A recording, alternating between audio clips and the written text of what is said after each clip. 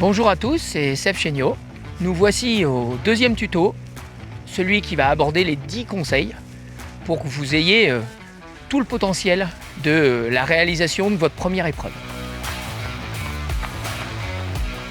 On va débuter par le matériel. Il va falloir choisir une paire de chaussures qui soit vraiment bien adaptée à votre pratique, à votre pied. Ensuite, les textiles, ce qui va être primordial, ça va être le confort, aussi bien à l'entraînement qu'en compétition. Donc pour ça, choisissez des vêtements adaptés. La préparation.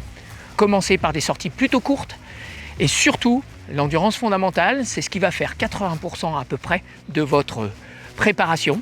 C'est une vitesse très lente. Alors beaucoup ne comprennent pas l'utilité, pourtant au niveau musculaire et cardiovasculaire, c'est très important et ça va être la base en fait de votre préparation. Conseil dans le conseil, la préparation physique va être très importante. Vous allez avoir des abdos, du gainage, des choses très simples, mais régulièrement mises en place, ça vous permet de mieux passer les différents obstacles et surtout de mieux gérer la fatigue. Par rapport au travail en montée, vous allez avoir la possibilité de monter avec les mains sur les genoux ou de monter de manière très naturelle. Et bien sûr, il peut se faire aussi avec des bâtons.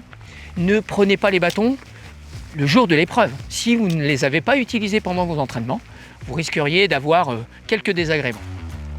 Sur la partie descente, naturellement, on a tendance à se mettre un petit peu en arrière. En fait, on décolle très légèrement l'avant du pied et là, justement, on risque de glisser. Ce qu'il faut faire, c'est légèrement fléchir les genoux de manière à avoir un centre de gravité un petit peu plus bas et être plus efficace en descente. Dernier point très important, le relâchement, ça va vous permettre surtout de bien respirer. En fait, on a tendance à se bloquer au niveau du haut du corps lorsqu'on fait du travail en descente. Et pour ça, réussir à se relâcher, vous gagnerez énormément d'énergie. La gestion de la météo.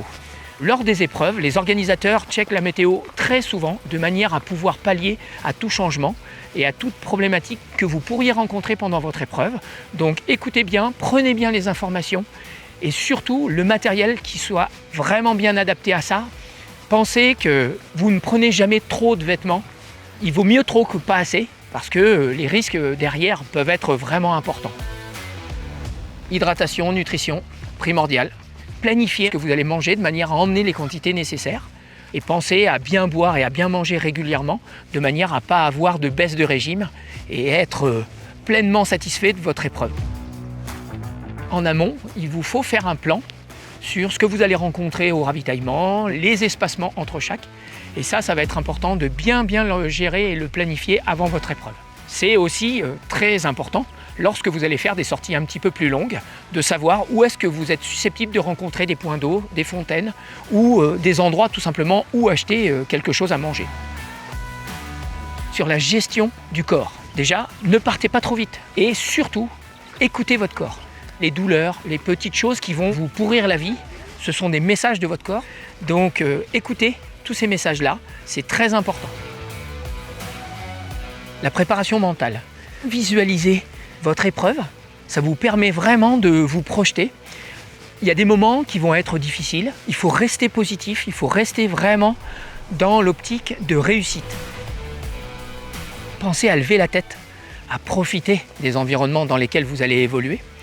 Et enfin, dernier petit conseil, respectez au maximum les animaux et respectez les gens qui travaillent la montagne. On fait partie de cette nature et c'est à nous de nous intégrer avec cette nature qui nous environne et qui nous offre un champ de possibles absolument incroyable. On arrive à la fin de cette série de conseils. Profitez, faites-vous plaisir, prenez vraiment soin de vous et de votre environnement et puis ensuite, en avant.